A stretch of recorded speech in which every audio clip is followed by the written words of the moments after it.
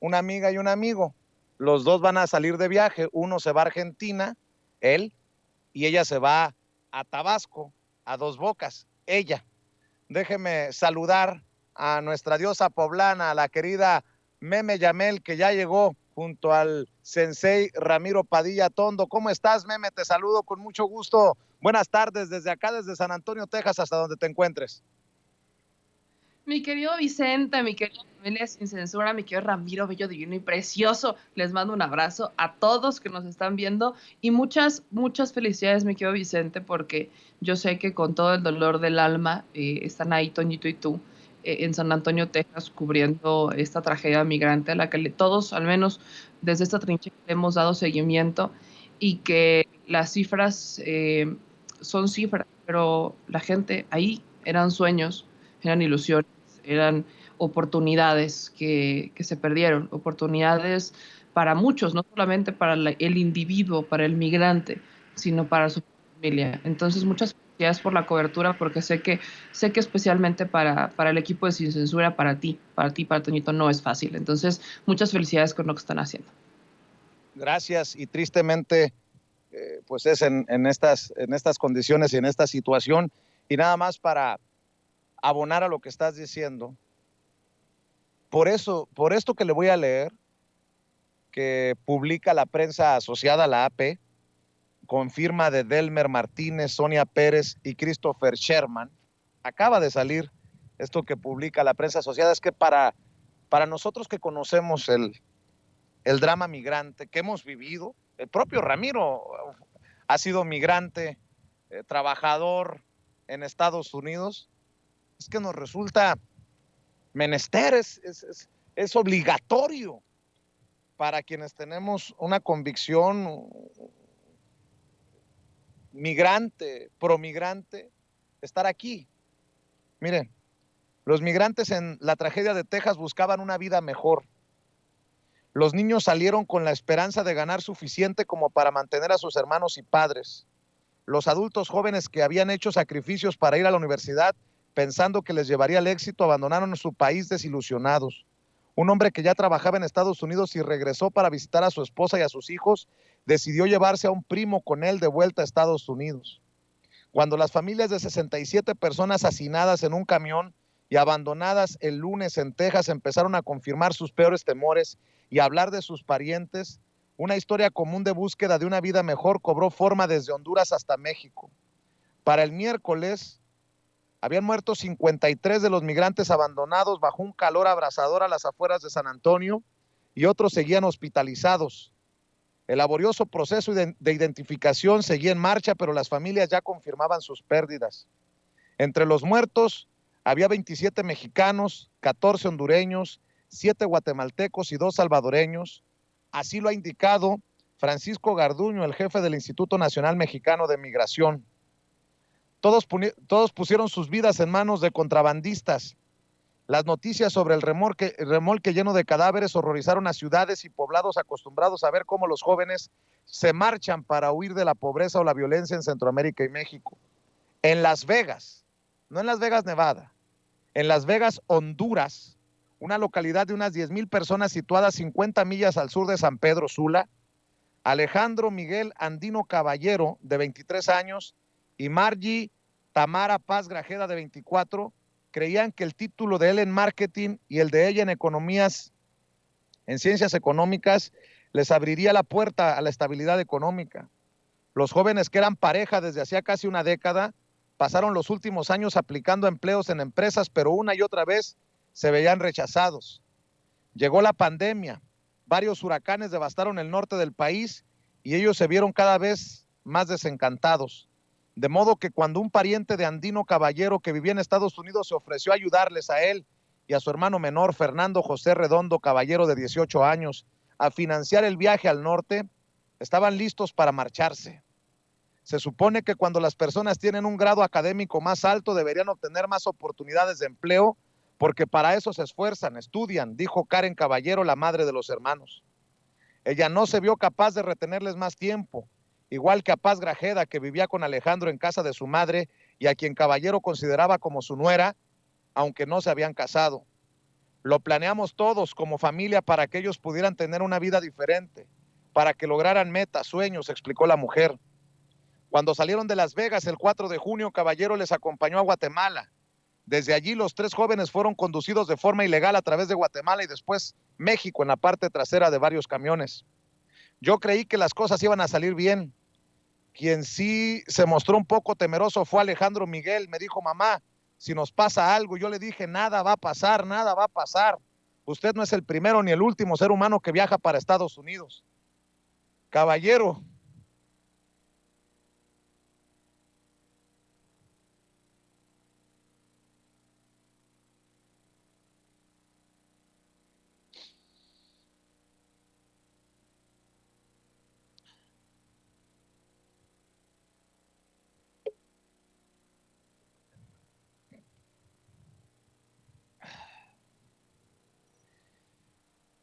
Caballero habló por última vez con ellos el sábado por la mañana. Le dijeron que habían cruzado el río Bravo en Roma, Texas. Se dirigían a Laredo y esperaban salir el lunes hacia el norte con dirección a Houston. El lunes acababa de llegar a casa cuando alguien le dijo que encendiera el televisor. Me costó procesar, dijo, cuando vio el reporte sobre el camión en San Antonio. De ahí recordé, disculpe,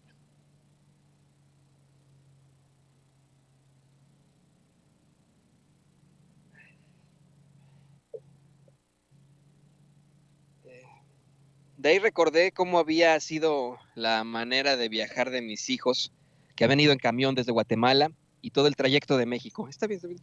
Caballero pudo confirmar sus muertes el martes tras enviar sus datos y fotografías a San Antonio.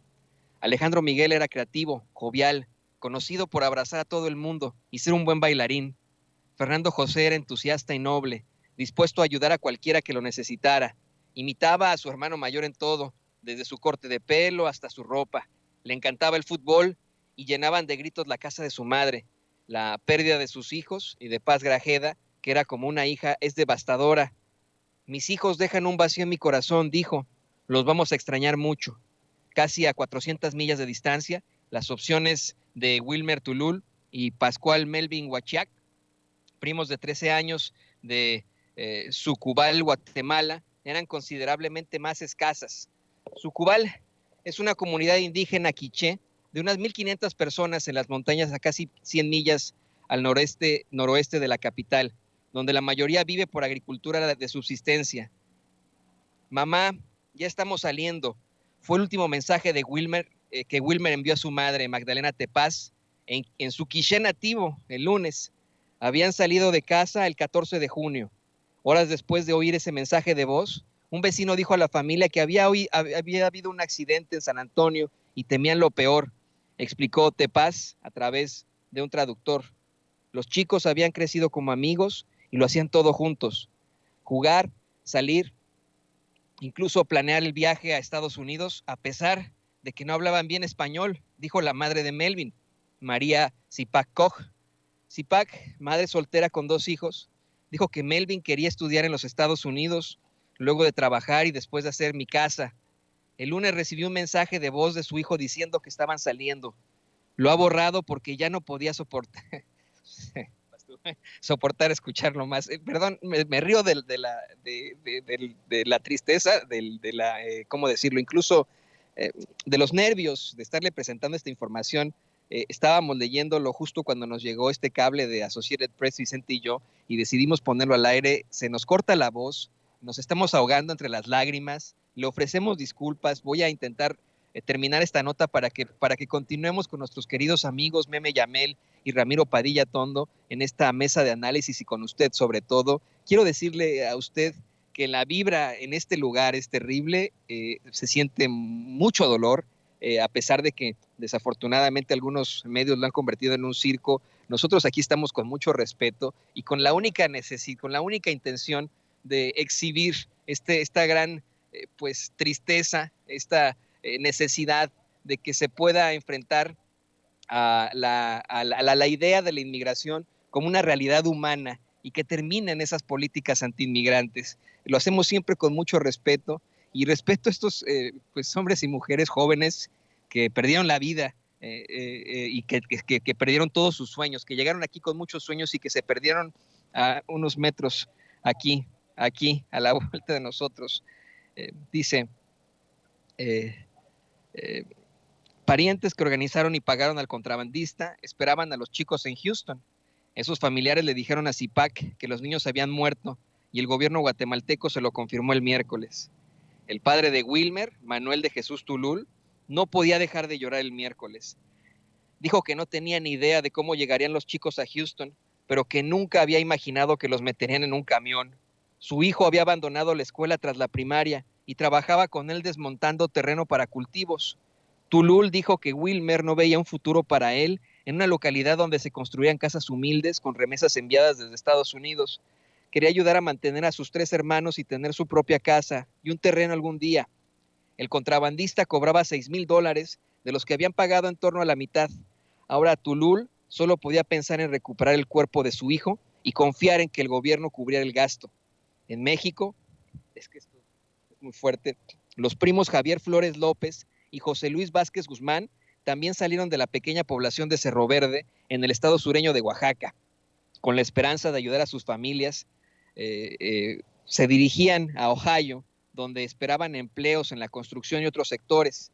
Ahora Flores López está desaparecido, dijo su familia, mientras que Vázquez Guzmán está hospitalizado en San Antonio. Se confirma, según la agencia Associated Press, que uno de estas personas que está hospitalizado, de los 2 mexicanos que están hospitalizados en estos momentos, es José Luis Vázquez Guzmán. José Luis Vázquez Guzmán. Cerro Verde es una comunidad de unas 60 personas prácticamente abandonada por los jóvenes. Los que quedan consiguen escasos ingresos tejiendo sombreros, felpudos, escobas y otros objetos con hojas de palma. Muchos viven con apenas 30 pesos, menos de $2 al día. Escuchó usted bien, 30 pesos al día. No era el primer viaje a la frontera entre México y Estados Unidos para Flores López. En la mitad de la treintena, y que había salido de Cerro Verde años antes para viajar a Ohio, donde viven su padre y un hermano. Había regresado para una breve visita a su esposa. Es que, mire, es que, si quieres venir, estamos aquí también dejando a nuestras familias atrás, pero, híjole, este paisano fue a Oaxaca a ver, él ya estaba acá en Estados Unidos, pero se fue a Oaxaca a ver a su esposa y a sus 3 hijos pequeños, explicó un primo, Francisco López Hernández, y pues esto obviamente nos recuerda a muchos lo que a veces hacemos, ¿no? Perdón, tengo que aquí está. Uf, aquí está. Perdón. Que esto es lo más doloroso que nos ha tocado hacer en esta cobertura especial. Había regresado para una breve visita a su esposa y sus 3 hijos pequeños, explicó un primo, Francisco López Hernández. Vázquez Guzmán, de 32 años, decidió ir con su primo para su primer viaje al otro lado de la frontera y esperaba reunirse con su hermano, que también está en Ohio. Aunque todo el mundo conocía los riesgos, mucha gente de Cerro Verde había llegado a salvo al otro lado de la frontera entre México y Estados Unidos con ayuda de contrabandistas. Así que la noticia fue una conmoción, dijo López Hernández. La familia cree que Flores López también estaba en el camión, pero aún espera una confirmación. La madre de Vázquez Guzmán iba a solicitar una visa para visitar a su hijo hospitalizado, pero ayer miércoles salió de cuidados intensivos y pudo hablar con ella por teléfono. Ella decidió quedarse en México y esperar su recuperación, dijo Aida Ruiz, directora del Instituto Oaxaqueño de Atención al Migrante. López Hernández dijo que la mayoría de la gente recurre a los que ya han llegado a Estados Unidos para que les manden dinero para el viaje, que suele costar unos $9,000.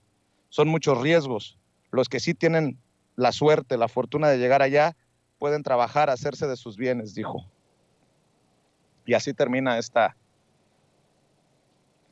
esto que hay que reconocerle. La prensa asociada es un periodismo imparcial, sin golpeteo político y enfocado en lo que deberíamos de enfocar el periodismo sobre el fenómeno migratorio en las personas. Y le ofrezco una disculpa a usted por nuestra por nuestra cobardía en ocasiones, pero, caray, hasta ahora tal vez nos ha golpeado de sopetón en la cara la magnitud de esta tragedia, y uno piensa en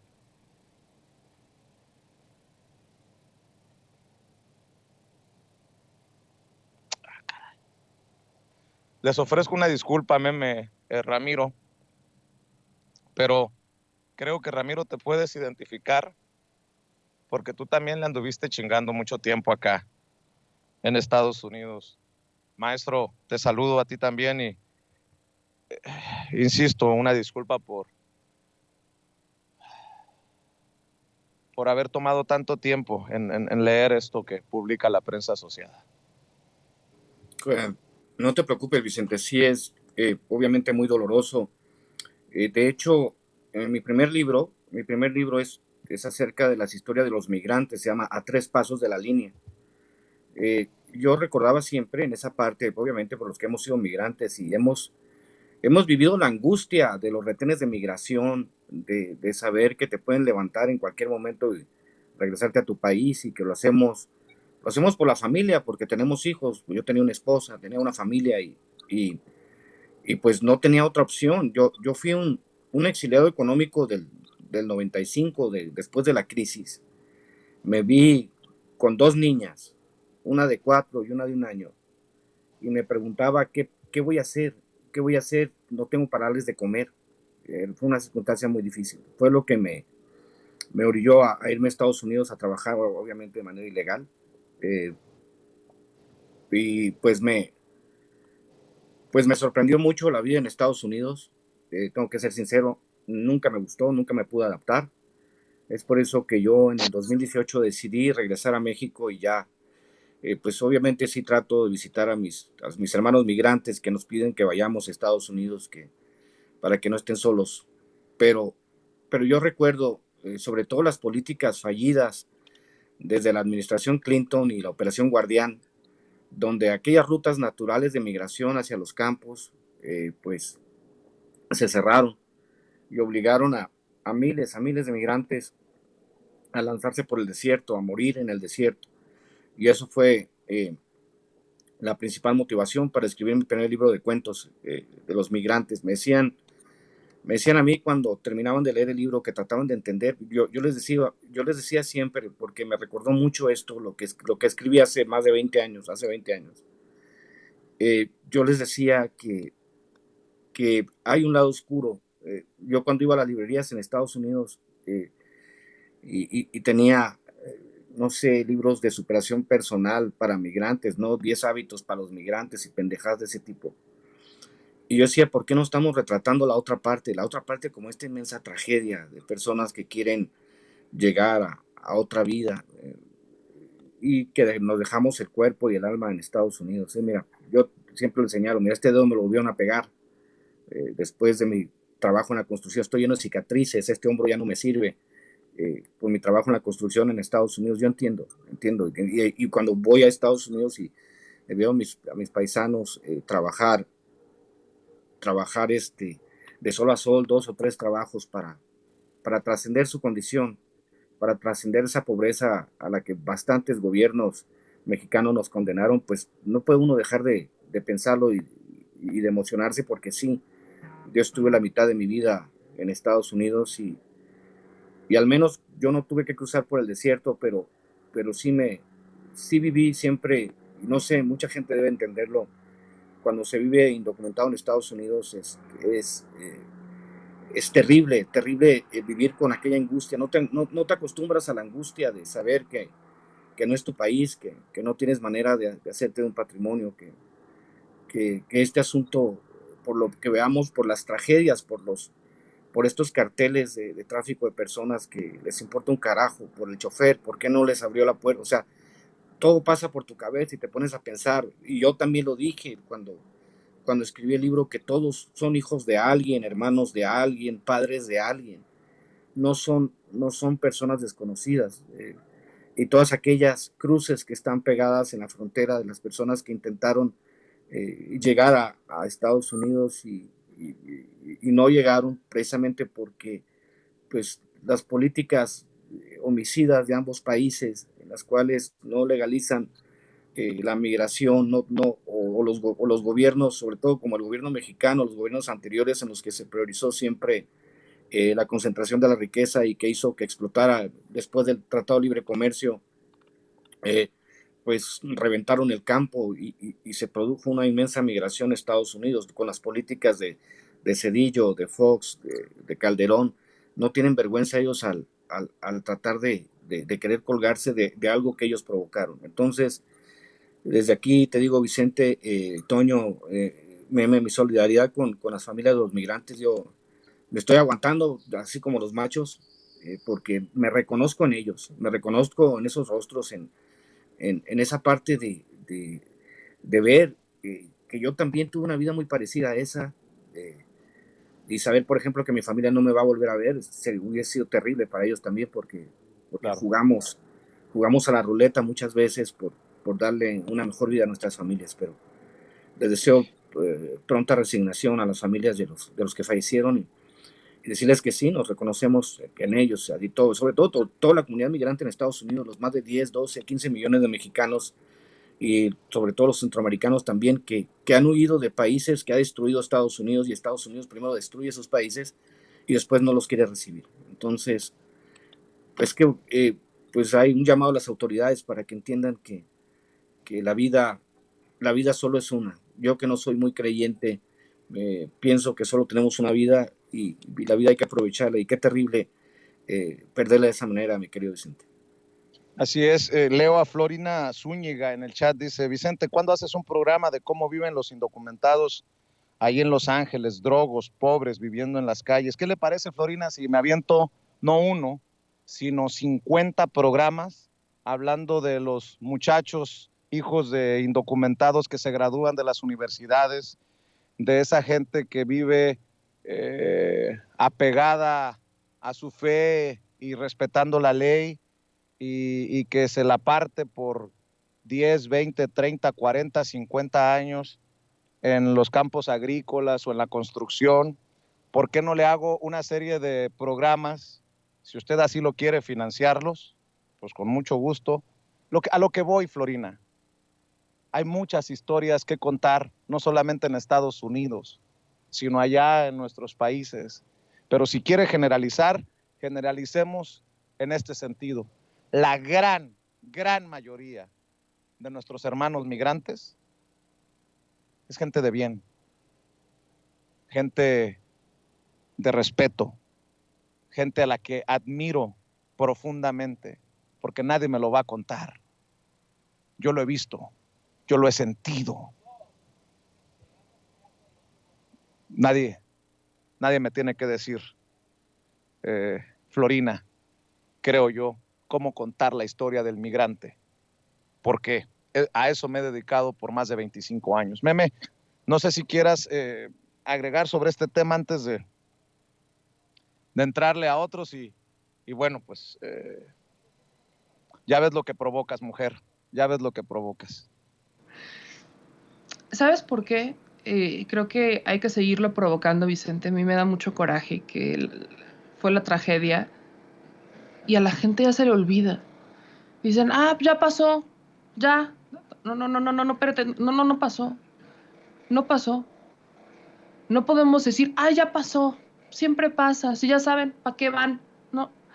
Cuando estuve en Guatemala, en la gira del presidente, en Guatemala, Salvador y Honduras, le preguntamos a la gente, sobre todo en Guatemala, ¿por qué migran? Y justo lo que tú leías de algunos hermanos hondureños, están titulados. Es gente preparada. Hay gente preparada que está migrando. ¿Y por qué migran? Porque en sus países de origen, el caso de Guatemala, llegaron estas grandes empresas extranjeras, se empezaron a sentar en la región y empezaron a desplazar a la gente. No le daban empleo a la gente que ahí vive. Eso también lo vivimos en México. Lo vivimos y lo vi cuando fuimos a hacer la cobertura del Tren Maya. Lo vi en Quintana Roo. Llegan las empresas extranjeras o llegan los empresarios de afuera y llegan y como que colonizan el lugar, ¿no? Así lo vi, porque la gente que ahí nació, la gente que ahí vivió, es desplazada. Está condenada a trabajar para alguien en su propia tierra, porque no se les han dado oportunidades efectivamente. Hay gente que en un inicio, cuando al principio sabíamos, se identificaba al menos a los migrantes de Oaxaca, originarios de Oaxaca, decían, pues ya ven, de Oaxaca, no que mucho programa. Pero cuando empezaron a salir que también había del Estado de México, de Querétaro, de Zacatecas, ya como que ya no los escuché decir nada. Ya no los escuché decir, es que no hay oportunidades, es que ahí están sus programas. Ya no los escuché. Se empezaron a quedar callados y se siguen quedando callados. Y miren, este es un tema que hay que visibilizar muchísimo porque como mexicanos no podemos generalizar que los migrantes centroamericanos son unos criminales. No podemos hacer eso. Nos lo hicieron a nosotros. Ahí estaba Trump. Ahí estaba Trump con un discurso electoral. De los migrantes solamente se acuerdan cuando hay elecciones, cuando les interesa políticamente.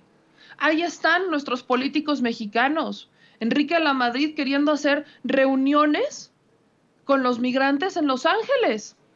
¿Para qué? ¿Para ganar votos? ¿Por qué? Si antes Gustavo Madero, por ejemplo, decía que para qué le iba a dar entrevistas a medios de Estados Unidos que tenían una audiencia migrante si los migrantes no votaban. Eso es lo que hacían nuestros políticos mexicanos. Y ahora de la nada ya les interesan. ¿Por qué? Porque vieron que un Andrés Manuel López Obrador va a Estados Unidos y lo reciben y lo aplauden. Aunque por supuesto hay muchas cosas que faltan para la atención a nuestros paisanos. Pero hay muchas cosas que no puede hacer México. Y ahí está Joe Biden prometiendo una reforma migratoria que no ha llegado. No ha llegado. Y ahí están presionando a nuestros paisanos, a los senadores, manifestándose. Y ahí están presionando, trabajando. En la pandemia, ¿quién salió al quite? Porque les recuerdo, en la pandemia, cuando estaban en la cobertura, cuando fue nuestro productor y cuando estuvieron ustedes en la cobertura de Los Ángeles y Washington, se estaba buscando una reforma y se impulsaba de, por favor, presidente, a ver si le puede hacer mención de la reforma migratoria. Hay que hacer presión. ¿Por qué? Porque la gente, nuestros paisanos, cuando hubo pandemia, los trabajadores de Norteamérica, los americanos, los estadounidenses, no trabajaron. Muchos aplicaron para este bono para no trabajar porque le tenían miedo al bicho y se regresaron a sus casas. Y los que salieron al quite en hospitales, los que salieron al quite en la construcción, los que salieron al quite fueron nuestros paisanos, arriesgándose, porque ni siquiera hay un sistema de salud que los cuide allá, arriesgándose a contagiarse. ¿Por qué? Porque aún con todo y todo, alguien en su casa, en su país, tiene que comer. Y nuestros paisanos en plena pandemia, arriesgándose, mandaron más remesas. Y dicho por ellos, no solamente para sus familias, sino también para sus vecinos, para su comunidad, para su colonia. Es que no ver esto, no visibilizarlo y decir, es que solo son unos números más, perdón, pero a mí me indigna. Quizás, y tienen razón aquellos que dicen, tú cómo hablas si no eres migrante, sí. Yo no soy migrante, yo no viví lo que vivió Ramiro, lo que vivió Toñito, lo que vivió Vicente. No, yo no viví lo que ha vivido gran parte del equipo de Sin Censura, pero yo vengo de migrantes. Y yo vengo de migrantes de mis abuelos, de los dos lados, que llegaron a este país sin nada. Y lograron no solamente construir para sus familias, sino también ayudaron a la gente y le extendieron la mano. Y yo veo esto que pasa y indudablemente me regresa a mi origen, a mi familia. Y por eso es que hay que visibilizar, porque sobre todo en México hemos vivido lo que es la discriminación lo que es el racismo. Hemos vivido lo que es que te maltraten por no hablar el idioma. Y ahí están, no nos vayamos tan lejos, nuestros indígenas mexicanos que no hablan español. Hay que abrir los ojos, gente. Hay que abrir los ojos. La gente que se va de su país, que sale de su casa, no sale porque, ay, ya me aburrí. No, no, no, no, no. Se llevan en su mochila, en su pequeña mochila, se llevan todas las ilusiones, se llevan todas las esperanzas de su familia entera, todas las oportunidades. Ese camión estaba lleno de esperanza, lleno de ilusión, lleno de oportunidades. Estaba lleno de ganas de algo mejor, estaba lleno de una voluntad. Y lamentablemente, yo se lo pregunté al cónsul de México en San Antonio, Texas ayer, que qué podían decir sobre esto, porque sigue pasando. No hay una reforma migratoria, no hay un avance. Y el cónsul me dijo que ellos no podían opinar sobre las políticas públicas de Estados Unidos. Y Javi Trujillo dice, ¿no? Racismo, los libaneses, te mamaste, Meme Yamel. Sí, sí, Javi. Hablo de los que llegaron, no de los de ahorita, Javi. Hablo de los que llegaron, de los abuelos, los que ya no están. De ellos hablo. De los que llegaron hablando un idioma diferente y que tenían que comunicarse con señas para que les dieran huevo o leche. Hablo de los que sí respetaban. Hablo de los que extienden la mano, Javi. De ellos hablo. De mi abuelo, por ejemplo. De ellos hablo. Y no generalicen, porque ese es el error que comete la gente. Generaliza. Generaliza brutalmente. Y eso es lo que pasa mucho en México. Que vemos, no logramos entender, no aprendemos las lecciones. Vemos nada más nuestro problema individual o la realidad actual, pero no estamos volteando a ver la colectiva. Y somos nosotros, muchas veces, xenófobos con quienes vienen de Haití, o con quienes vienen de Honduras, o con quienes vienen de Guatemala o de El Salvador, y los tratamos mal. No podemos generalizar, efectivamente hay que reconocer cuando ellos han hecho muchas cosas, pero no podemos generalizar, no nos atrevamos a cometer los errores que han cometido con nosotros, y no olvidemos esta tragedia porque es una cruda realidad de no visibilizar. Tenemos que visibilizar porque nuestros paisanos no son invisibles. Y no porque yo no sea migrante y no me haya tocado, quiere decir que no me duele. Meme precisamente aquí pidió apoyo porque quería poner estas banderas de México y Estados Unidos en esta ofrenda. Pásale, señora, que va trayendo aquí. Hágase un poquito más para acá. ¿Cuál es su nombre? Andrea. Andrea, la veo poniendo las banderas tanto de México como de Estados Unidos. Sí, esto es para que ellos respondan y tomen en cuenta de lo que uno sufre, de lo que uno batalla. Necesitamos el apoyo de los Estados Unidos para que los den una chance de arreglar, para no tener esta clase de desgracias. Deben de tomar en cuenta lo que uno sufre y lo que uno de veras necesita para sobrevivir. Y los dos países tienen mucho que hacer. Los dos países son responsables de lo que pasa en el puente y las desgracias que pasan aquí en Estados Unidos. Gracias por su generosidad al parar aquí y que Dios la bendiga. Gracias a usted. Gracias. Pues así como ella, hemos visto desfilar a cientos de miembros de esta comunidad de San Antonio indignados, y no es la única ni será la última tragedia. Meme Ramiro, me acaba de pasar un cable, el querido Toño. El Mañana, el periódico de Tamaulipas, El Mañana de la Frontera, reporta 4 muertos, 4 inmigrantes muertos tras persecución que terminó en una parada de camiones en el Encinal, Texas. Otra tragedia ahora en el Encinal, Texas. 4 murieron y 3 están muy graves al chocar el traficante de indocumentados a las 8:36 de la mañana de hoy jueves en una vagoneta tipo Jeep contra la parte trasera de una caja de tráiler de un camión parado en una gasolinería del Encinal, Texas, cuando era perseguido por la patrulla fronteriza en la carretera interestatal 35 desde la milla 30, o sea, adelantito del punto de revisión federal y hasta la 38 donde ocurrió el accidente fatal. Pues otra tragedia más. Pues yo creo que deberíamos de cerrar. Ya nos enfocamos en esto, nos ha embargado el sentimiento, el dolor, cada quien desde su experiencia, desde su historia personal, y creo que cada persona que opina en el chat, que cada persona que se comunica, así también lo está expresando. Ramiro, sé que este es el último espacio en el que nos acompañas antes de partir a Argentina. Mi querida Meme, sé que mañana estarás en la inauguración de la refinería de Dos Bocas. Creo que a nosotros no nos da para llegar. Ojalá que nos puedas también acompañar y te conviertas en los ojos de Sin Censura allá en la refinería de Dos Bocas, que será inaugurada por el presidente. ¿Con qué cierran?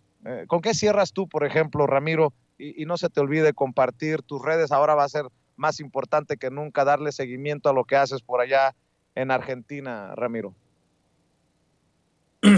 Pues decirles que pues es la fiesta de despedida, digamos, va a ser en el Zócalo este sábado a las 2 de la tarde. Voy a llevar libros de Cartas a un Facho, Pequeño Chat Ilustrado, de Hojas en Ruta, de Maradot. Voy a llevar un puño de libros y creo que va a haber camisetas y tazas también. Entonces, la cita va a ser por allá en el Zócalo. Me buscan las personas que quieran adquirir los libros. Me buscan, pues ahí entre la iglesia y Palacio Nacional, ahí en esa esquina me voy a parar porque de repente dicen, hay gente muy despistada que no sabe, ¿no? Hacia qué parte del Zócalo, pero va a ser a un lado de Palacio Nacional, entre Palacio Nacional, no recuerdo cómo se llama la calle, me dijeron ayer, pero bueno, por ahí nos vamos en el Zócalo. Voy a estar unas 5 o 6 horas, a partir de las 2 de la tarde hasta las 7, 8 de la noche voy a estar ahí vendiendo libros. ¿Y qué te puedo decir? Nos vemos a las personas que compraron los libros en preventa. Déjenme decirles que apenas me llegaron hoy los del Chairo y voy a empezar a hacer los paquetes hoy. Ahorita voy a pedir libros a las personas que compraron en preventa para empezárselos a mandar, para mandárselos mañana, porque no me quiero ir con pendientes a Argentina ni debiendo libros. Y pues sí, voy a tratar en lo posible de conectarme desde Argentina. La calle es La Moneda, calle Moneda, es la calle, me dijo aquí mi compadre, Enrique Castillo. Y vamos pues voy a mandar calle Moneda, ahí en la esquina de calle Moneda, es donde voy a estar parado. Y pues decirles que pues tengo que hacer muchas cosas en Argentina. Voy cada 2 años. Voy a un encuentro de escritores y tengo que visitar otros lugares de la misma Argentina. Por eso se me va a hacer difícil conectarme a Sin Censura. Voy a hacer lo posible para conectarme desde allá, aunque no puedo prometerlo por completo, pero haré lo posible, ¿no? Y pues, ¿qué les puedo decir? Muchas gracias por el espacio, Meme. Te mando un abrazo, Vicente. Yo sé que son momentos difíciles y pues vamos con todo. Hay que seguir visualizando, haciendo visibles las historias de los migrantes. Yo, como les digo, mi primer libro habla precisamente de este tipo de tragedias y pues no podemos dejar de mencionarlas, porque al final de cuentas todos somos humanos y todos aspiramos, todos tenemos sueños y de eso se trata la vida. Les mando un abrazo. Muchas gracias, Vicente. Gracias, Ramiro. Éxito en la cobertura mañana. Estamos al pendiente. ¿Con qué cierras tú? Pues sí, mañana nos vamos a Tabasco, vamos a estar también transmitiendo para acá, para Sin Censura, y vamos a estar haciéndolo de forma simultánea en nuestro canal. Entonces hay que cubrir que no solamente es la inauguración de la primera fase de la refinería de Dos Bocas, un proyecto muy importante para esta administración, para la administración del presidente López Obrador, sino que también va a ser su cuarto informe de gobierno, el cuarto informe oficial, sobre todo, o sea, oficial para el pueblo, porque se cumplen 4 años de la victoria histórica de Andrés Manuel López Obrador. Entonces, pues vamos a estar allá reportando para aquí, para Sin Censura, y también para nuestras redes en Al Chile. Y yo solamente cerraría diciéndole a la gente que cada migrante es una historia. No podemos generalizar. Evidentemente, para unos es más fácil que para otros, pero cada migrante es una historia. Es una historia de sueños, es una historia de oportunidades, es una historia de paz también, porque hay muchos que salen de su historia, salen de su contexto para evitar una guerra o para salir de una guerra, como fue el caso de mi familia en 1930. Entonces, pues yo les mando un abrazo, Vicente, diciéndote otra vez felicidades por la cobertura que están haciendo, a ti, a Toñito, a todo el equipo de Sin Censura, porque yo sé que es muy sentida y es desde el alma. Entonces, me uno con ustedes con todo corazón y por supuesto que vamos a seguir pendiente de todo lo que están haciendo, porque lo están haciendo con el alma y con el corazón, y eso pocas veces se ve. Ahí me encuentran en todas mis redes sociales como @memeyamelca, me encuentran en YouTube como Meme Yamel, y con nuestro segundo canal que ya estamos por estrenar nuestro primer episodio de Documanía con Meme Yamel, porque ya vamos a hacer otro proyecto, Vicentito, pero les mando un beso, un abrazo a todos, a mi querida Ceci también, y un agradecimiento profundo. Mucha fuerza. Así es, te mando un abrazo, mi querida Meme, muchas gracias, Ramiro, muchas gracias, Meme.